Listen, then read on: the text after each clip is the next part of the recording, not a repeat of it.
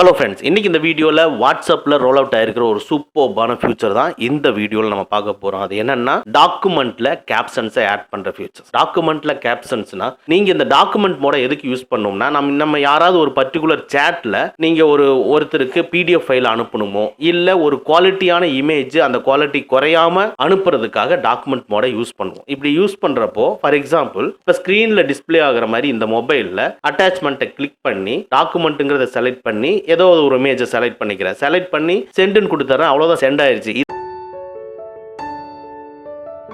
இதெல்லாம் நம்ம கேப்ஷன்ஸோ ஒரு வேர்டிங்ஸோ எதுவுமே டைப் பண்ண முடியல. ஆனால் இந்த ஃபீச்சர்ஸை ரோல் அவுட் பண்ணியிருக்காங்க. அதுக்கு உங்கள் வாட்ஸ்அப்பை அப்டேட் பண்ணிக்கிங்க. ப்ளே ஸ்டோரில் போய் அப்டேட்டுன்னு கொடுத்து அப்டேட் பண்ணிக்கிங்க. அப்டேட் பண்ணிட்டு யாருக்கு நீங்கள் டாக்குமெண்ட் அனுப்புறீங்களோ அந்த பர்டிகுலர் பர்சனோட சேட்டை ஓப்பன் பண்ணிட்டு அட்டாச்மெண்ட்டை கிளிக் பண்ணி டாக்குமெண்ட் மோட செலக்ட் பண்ணி எதை அனுப்பணுமோ அதை செலக்ட் பண்ணிக்கிறேன். ஃபார் எக்ஸாம்பிள் நான் இந்த இமேஜை கிளிக் பண்ணிக்கிறேன். பாருங்க, கீழே கேப்ஷன்ஸ் டைப் பண்ணுற மாதிரி டிஸ்பிளே ஆகுது. இதில் நம்ம என்ன வேணும், ஃபார் எக்ஸாம்பிள் இது இம்பார்ட்டண்ட்டான டாக்குமெண்ட்னா இது ஒரு ஆதார் கார்டு டீடைல்ஸ் இல்லைன்னா ஒரு அஃபீஷியலான ஒரு டீடைல்ஸ் அப்படிங்கிறத டைப் பண்ணி நம்ம சென்ட் பண்ணிக்கலாம். இந்த ஃபியூச்சர் இப்போ ரோல் அவுட் பண்ணியிருக்காங்க.